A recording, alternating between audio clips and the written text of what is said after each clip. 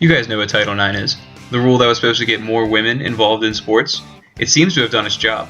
In the NCAA alone, the number of female athletes has increased from just 30,000 to over 190,000. But what happens if you go a step up? To who's in charge? How many women are representing the female student athlete population? It turns out not a lot.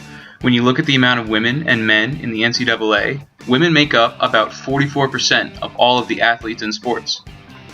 But the story changes when you go up a step. The amount of women who hold an athletic director's job is just a small 4%. It is like this in almost every big position in the NCAA.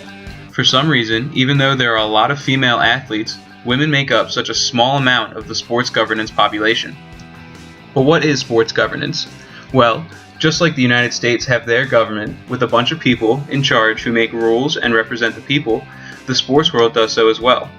From athletic directors to committee members, these are the people in charge who represent the athletes. So back to the problem. Women are underrepresented, and a change needs to be made. What needs to be done? One option is to implement quotas, so there would have to be a set amount of women in the field. But there are a few problems. There are not many women applying for jobs in sports governance. Take this example. If a board is in need for 10 new committee members, the pool usually looks like this. A lot of men and not a lot of women. With quotas, you need to have a set amount of women on the job. So you are hiring from a very limited pool of women. And then you get men who may be even more qualified than some of the women, but don't get the job just because they are men. But what if the field looked more like this? If more women pursued a career in sports governance, then, naturally, more women would get hired for positions.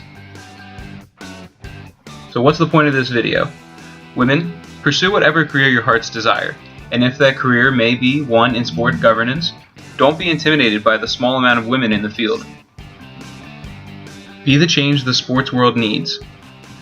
This way, women and men can finally have equal representation when it comes to sport governance.